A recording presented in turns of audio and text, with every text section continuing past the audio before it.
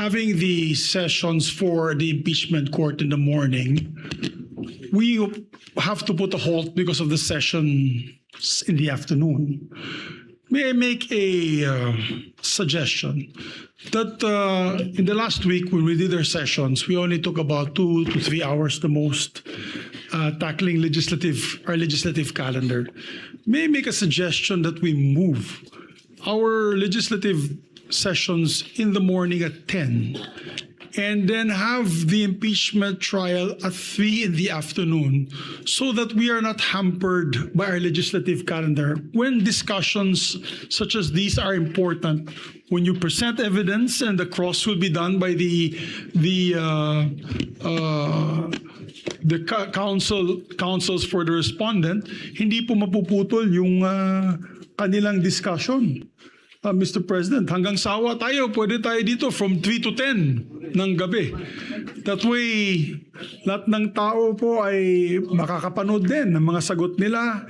And at the same time, we can do our work and maybe hasten the proceedings of the impeachment trial, Mr. President. That's my simple suggestion, and I would like to make it into a proper motion, Mr. President. Of course, giving leeway to the Senate, to the impeachment presiding officer, which days he would want to do it.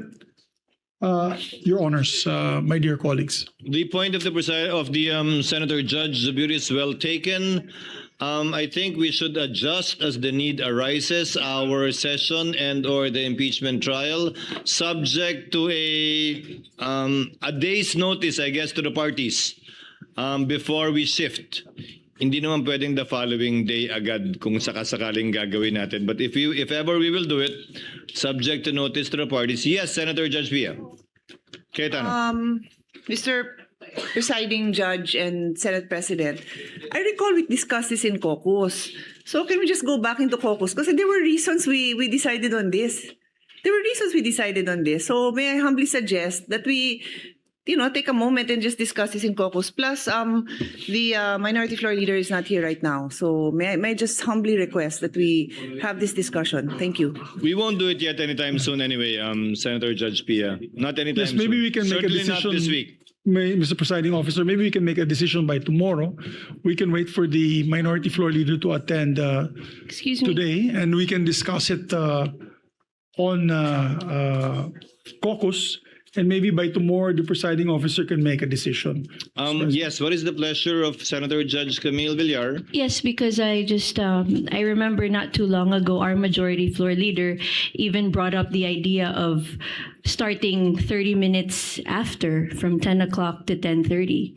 And then it was suggested by our other colleague that we discuss it in caucus together. So let's afford the same time for such decisions, right? I mean, So, we can't do it right away. Mr. Again, President, we're not in a hurry to decide on this matter. Mr. Presiding Officer, I'm just laying the predicate. Yes. It's best that we discuss this in open court now, and hindi po mabulaga sila na by Monday, iba na yung schedule. Tama po yung sinabi mo, we'll give them enough time to make the adjustments. But I'd like to put that notice because last week we only had 2 hours of session. At least And for the sayang po, parties, Mr. President, for the Mr. parties and Presiding Officer. Senator-judges to keep that in mind, that there is such a possibility should we decide to Yes. do that after caucus. And I think this is more important, Mr. President. The impeachment trial, we do it in proceed with, of course, with how do you say, swiftly, so that they say justice delayed is justice denied. So this way, people have more time to listen to the arguments of both sides. Kasi like last week, we only had 2 hours, Mr. President, Mr. Presiding Officer, per session.